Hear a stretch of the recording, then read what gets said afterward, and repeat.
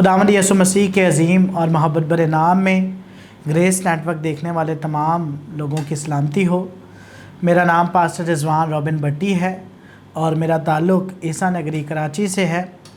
एक दफ़ा फिर मैं खुदा बाप का शुक्रगुज़ार हूँ कि आज फिर उसने ये मुझे मौका दिया कि आपके साथ मिलकर खुदा के कलाम को सीख सकूँ।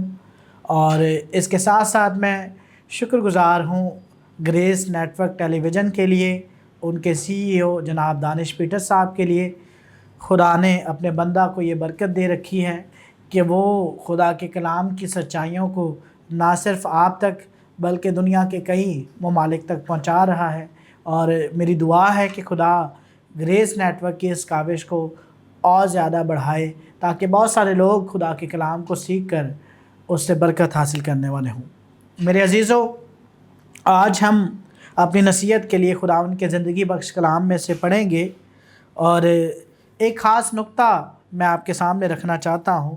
नए अहदनामा में से है मुक़द्दस पौलुस रसूल का ख़त इफिसियों की कलीसिया के नाम, और उसका बाब नंबर 4 है, चौथा बाब और 32वीं आयत आपके सामने मैं पढ़ना चाहता हूँ। कलाम मुक़द्दस में यूँ लिखा है, और एक दूसरे पर मेहरबान और नरम दिल हो, और जिस तरह खुदा ने मसीह में तुम्हारे कसूर मुआफ़ किए हैं, तुम भी एक दूसरे के कसूर मुआफ़ करो। पाक कलाम के पढ़े और सुने जाने पर खुदा की बरकत हो। मैं कलाम मुक़द्दस का ये हिस्सा बयान करने से पहले आपके सामने ये रखना चाहता हूँ कि आज हम जिस मौजू पर बात करना चाहते हैं वो है मसीही मुआफ़ी। मेरे अजीज़ों, खुदावंद यसु मसीह की और खुदा बाप की बनाए आलम से जब इस दुनिया को बनाया गया, उस वक्त से ही ये ख्वाहिश रही है खुदा की कि इंसान जो है, बनी आदम जो है, वो उसकी शबी पर हो, उसकी मर्ज़ी के मुताबिक ज़िंदगी बसर करे। जैसा खुदा चाहता है, जैसा खुदा खुद है, वैसा ही खुदा चाहता है कि इंसान भी इस दुनिया में हो, और इसका सबूत हमें बाइबल मुक़द्दस में से मिलता है। अगर आप दुनिया की इब्तिदा में जब इस ज़मीन पर सारी चीज़ें खल की गई तो बाइबल मुक़द्दस बयान करती है कि खुदा ने आदम को अपनी शक्ल शबी पर बनाया। जो तमाम क्वालिटीज़ खुदा के अंदर मौजूद थी, खुदा जिस तरह से खुद था, वैसी ही तमाम क्वालिटीज़, तमाम सीरत, तमाम सूरत जो है वो खुदा ने इंसान को, यानी आदम को, यानी मुझे और आपको देकर इस दुनिया में भेजना चाहा। तो ये जो आज का मज़मून है, ये इससे बहुत ज़्यादा मुताबिकत रखता है कि खुदा ये चाहता है कि हम उसकी तरह का रवैया इख्तियार करें। जैसे खुदा खुद मुख्तार है, तो खुदा ने आदम को भी खुद मुख्तार बनाया था। जब आदम को बनाया गया तो उसे कहा गया कि ज़मीन की सारी चीज़ें जो हैं वो तेरे इख्तियार में हैं, जाओ और ज़मीन को मामूरो महकूम करो। इसका मतलब ये है कि खुदा इख्तियार वाला है। उसने आदम को भी इख्तियार देकर इस दुनिया में भेजा और बताया। और खुदा का बंदा मुक़द्दस पौलुस रसूल, जो कि रसूल आज़म भी है, और मैं थोड़ा सा बताना चाहता हूँ कि ये वो मुसन्निफ़ है जिसे खुदावंद यसु मसीह की मुलाकात खुद जो है वो दमिश्क की राह में हुई और इसने यसु मसीह को कबूल किया।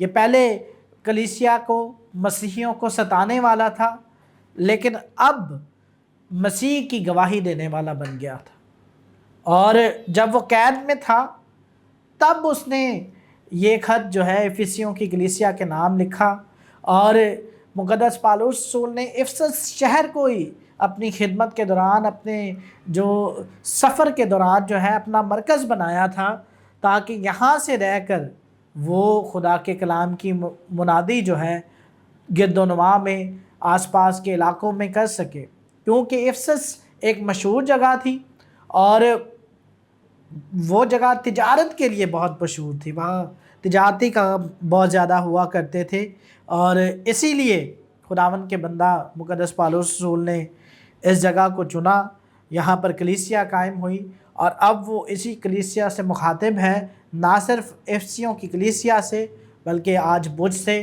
اور آپ سے بھی۔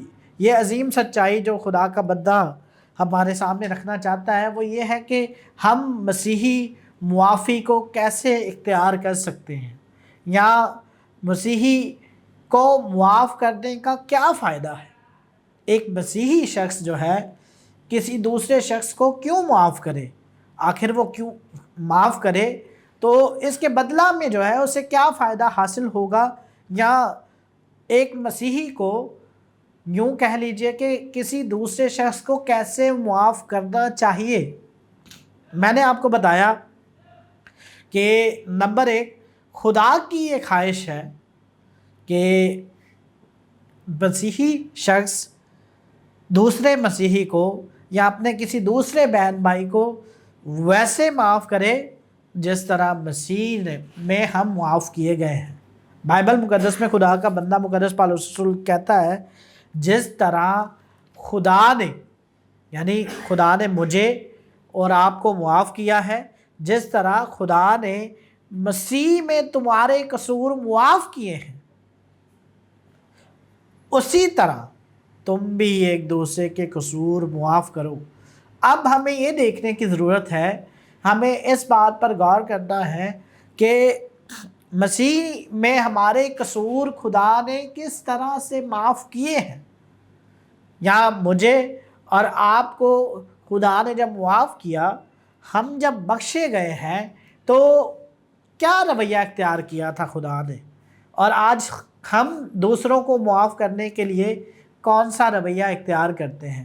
میں آپ کو بتانا چاہتا ہوں کہ خدا کا عظیم پیغام جو دوسروں کے لیے ہے وہ معافی ہے، اور یہی معافی مسیح کے وسیلے سے اس دنیا میں آئی ہے، اور بائبل مقدس ہمیں بتاتی ہے، یوحنا کی انجیل اس کا 3 باب اور اس کی 16ویں آیت، کیونکہ خدا نے دنیا سے ایسی محبت رکھی کہ اس نے اپنا اکلوتا بیٹا بخش دیا، تاکہ جو کوئی اس پر ایمان لائے وہ ہلاک نہ ہو بلکہ ہمیشہ کی زندگی پائے۔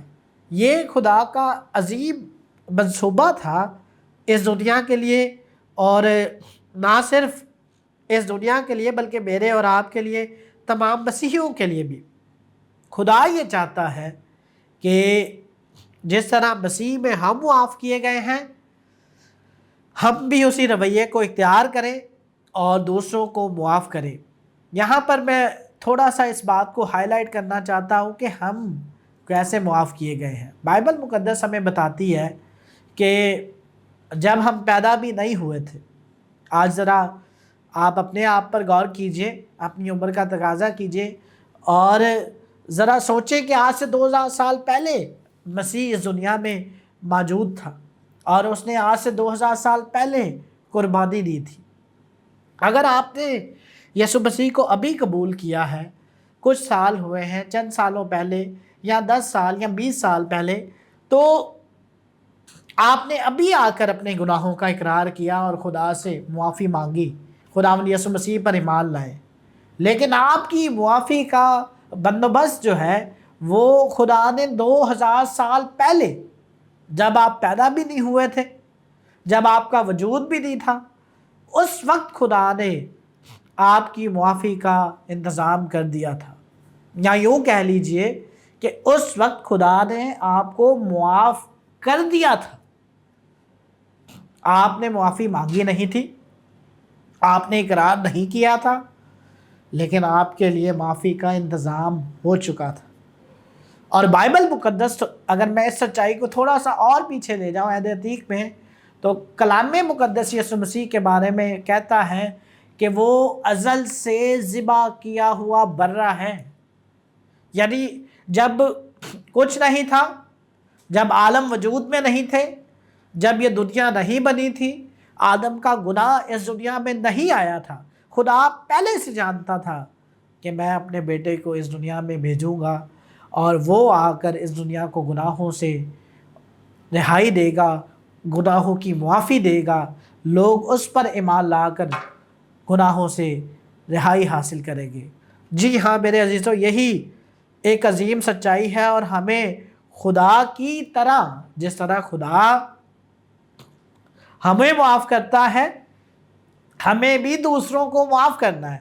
تو ذرا سوچیں کہ آج میرا اور آپ کا رویہ جو ہے وہ معافی کے لیے کیسا ہے۔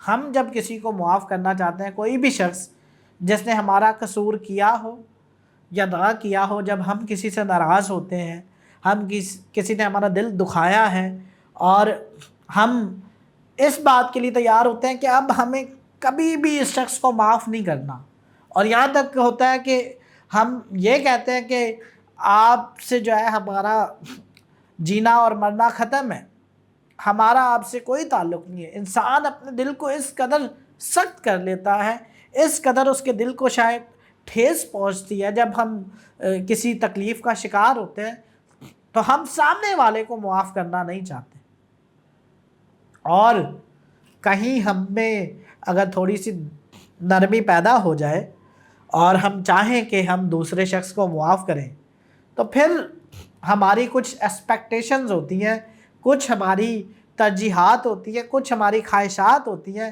ہم یہ چاہتے ہیں کہ معافی تو ہوگی، لیکن شرائط ہماری ہوں گی، ہم اپنی مرضی سے معاف کریں گے، اور اس میں سب سے پہلی شرط ہماری یہ ہوتی ہے کہ سامنے والا آ کر جو ہے وہ ہم سے معافی مانگے۔ لیکن یہاں پر خدا کا رویہ میں آپ کو بتانا چاہتا ہوں کہ خدا نے آپ کے اقرار کرنے سے پہلے آپ کو معاف کیا تھا۔ خدا کی طرح اگر ہم معاف کرنا چاہتے ہیں تو خدا نے آپ کے اور میرے اقرار کرنے سے پہلے ہمیں معاف کر دیا تھا، ہمارے لیے یسوع مسیح کو قربان کر دیا تھا، ہمارے لیے اپنے اکلوتے بیٹے کو بخش دیا تھا۔ اس کا رویہ یہ ہے کہ اقرار کرنے والا بعد میں اقرار کرے گا، اور معافی کا انتظام پہلے ہے۔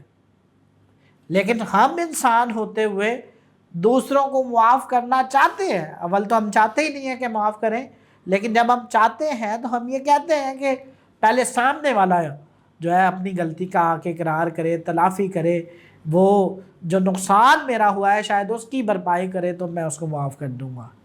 نہیں نہیں نہیں، ہرگز ایسا نہیں ہے، یہ خدا کا رویہ نہیں ہے۔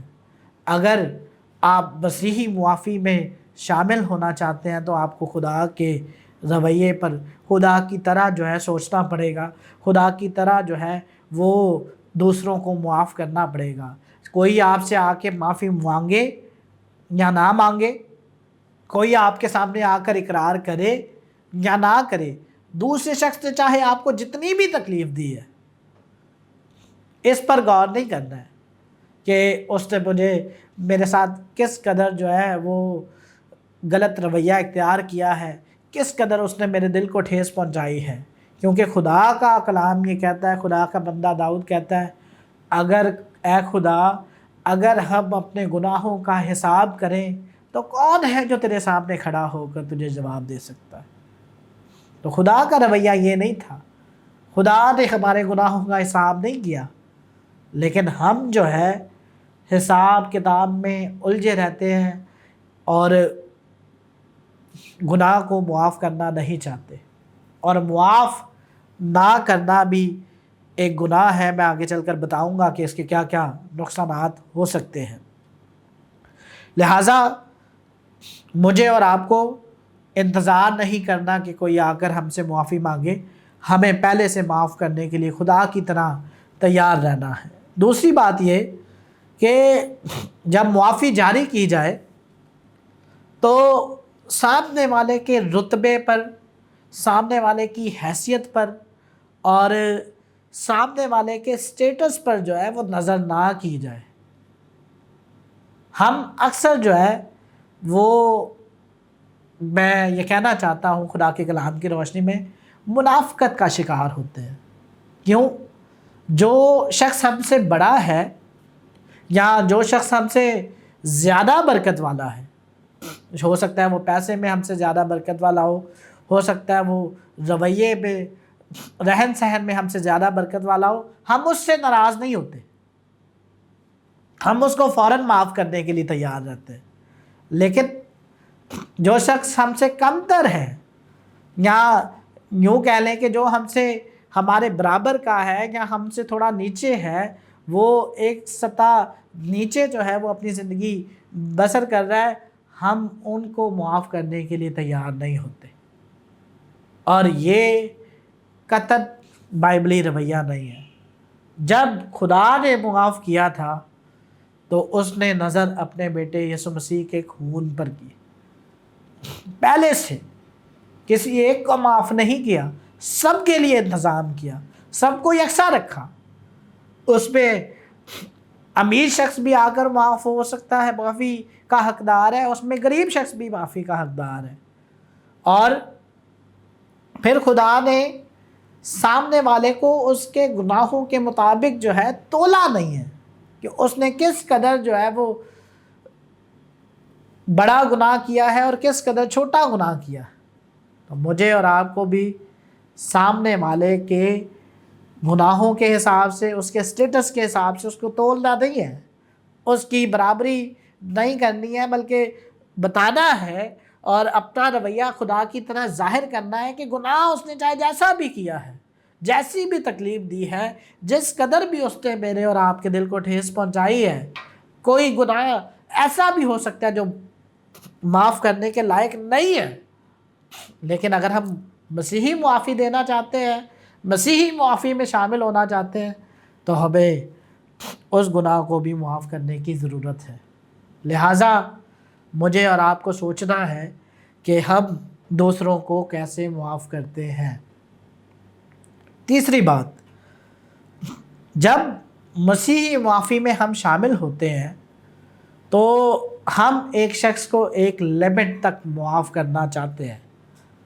اس کا میں ثبوت جو ہے بائبل مقدس کی ایک سٹوری سے، ایک واقعے سے دینا چاہتا ہوں۔ جب خداوند یسوع مسیح سے جو ہے پطرس کا مکالمہ ہوا تو وہاں پر سوال یہ تھا کہ اے خداوند، ہم اپنے بھائی کو کتنی دفعہ معاف کریں؟ اور یہ سوال میرے اور آپ کے ذہن میں بھی آتا ہے جب کوئی ہمارا بہت زیادہ قریبی جو ہے ہمیں تکلیف دے رہا ہو، ہمارا خاندان میں سے کوئی ہے، ہمارا بھائی ہے، بہن ہے، ماں باپ ہو سکتے ہیں، بچے ہو سکتے ہیں، کوئی بھی، کوئی قریبی دوست ہو سکتا ہے۔ تو جب وہ ہمیں تکلیف دیتا ہے تو ہم ایک دفعہ اسے معاف کر دیتے ہیں، 2 دفعہ اسے معاف کرتے ہیں۔ ایک وقت آتا ہے کہ ہم انسان ہوتے ہوئے تھک جاتے ہیں اور کہتے ہیں نہیں بس اب بس ہے، اب معاف نہیں کرنا، اب حد ہو گئی ہے۔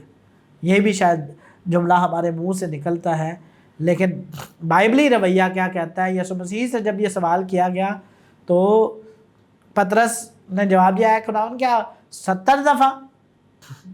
شریعت کا جو اصول تھا وہ شاید اس نے دہرایا، اس وقت جو دستور تھا، کیا ہم اپنے بھائی کو 70 دفعہ معاف کریں؟ تو خداوند یسوع مسیح نے بتایا کہ نہیں، 7 کے 70 مرتبہ۔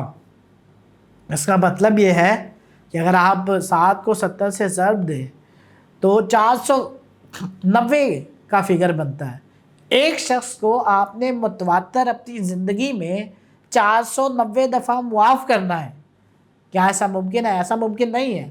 تو خداوند یسوع مسیح نے یہاں پر اصطلاحاً یہ بتایا ہے کہ ہم نے مسیحی معافی کی کوئی لمٹ نہیں رکھنی ہے کہ ہم کتنی دفعہ کسی کو گن کے معاف کریں۔ جتنی دفعہ بھی تیرا بھائی تیرا گناہ کرتا ہے تجھے معاف کرتے جانا ہے۔ اور میں ایمان رکھتا ہوں جب آپ اگر گن کے بھی 7 کے 70 دفعہ معاف کرنا چاہیں گے، 490 دفعہ معاف کرنا چاہیں گے، تو مسیحی رویہ، مسیح کی سیرت آپ کے اندر کام کرے گی۔ مسیح خود جو ہے آپ کے اندر پنہاں ہوگا اور وہ بتائے گا کہ وہ کس طرح جو ہے ہمیں اپنی صورت پر ڈالنا چاہتا ہے۔ ایک وقت آئے گا کہ پھر آپ اس بات کا انتظار نہیں کریں گے کہ بھائی بار بار آ کر معافی مانگیں یا آپ بھائی کو کیوں بار بار معاف کریں۔ آپ مسیح کی طرح، خدا کی طرح اس کو معاف کرتے چلے جائیں گے اور خدا کی سیرت آپ کے اندر ابھرتی جائے گی۔ یہ ہے مسیحی معافی کہ ہم کس طرح سے جو ہے یا کیوں دوسروں کو معاف کریں۔ میں آپ کو بتانا چاہتا ہوں کہ اگر ہم اس معافی والے رویے کو اختیار نہیں کرتے تو کہیں نہ کہیں خدشہ ہے کہ ہم بھی معاف نہ کیے جائیں۔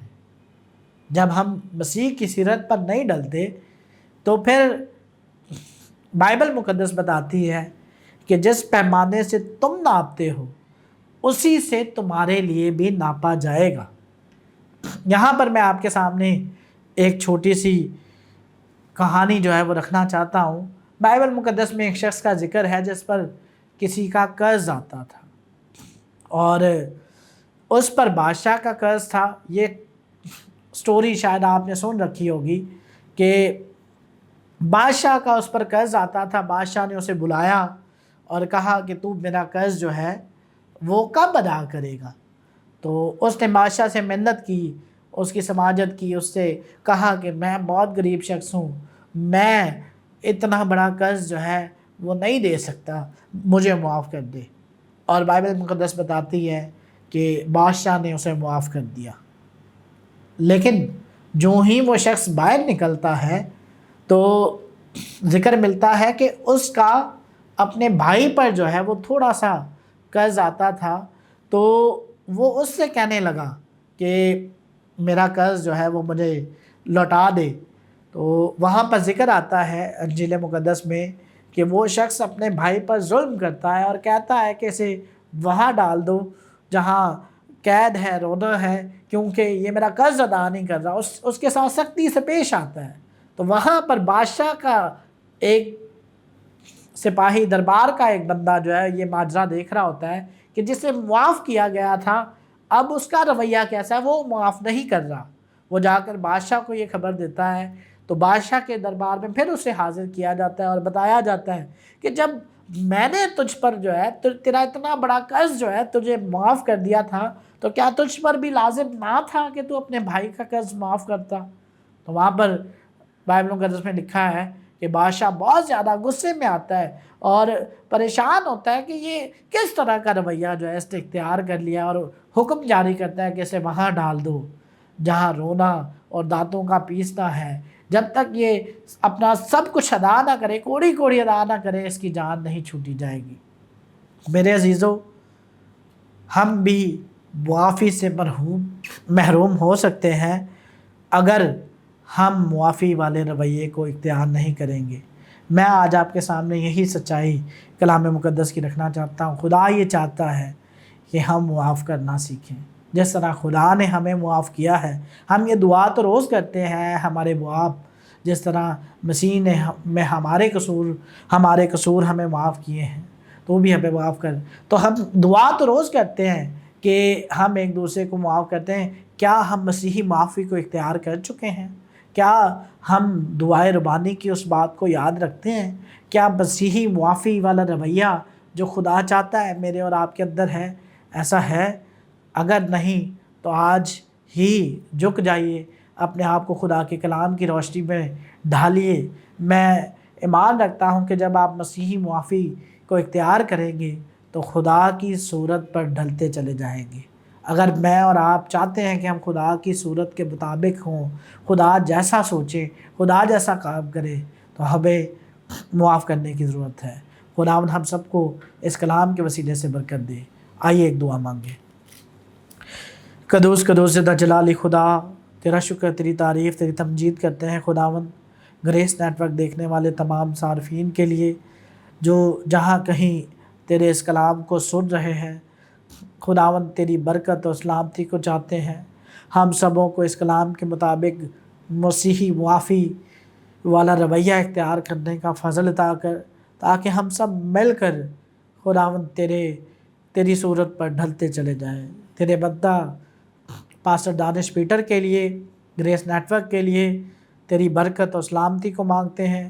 اس چینل کی، اس ٹیلی ویژن کی وسعتوں کو بڑھا اور اپنے جلال کے لیے خوب استعمال کر۔ یسوع مسیح کے نام سے باپ یہ دعا مانگتے ہیں، آمین۔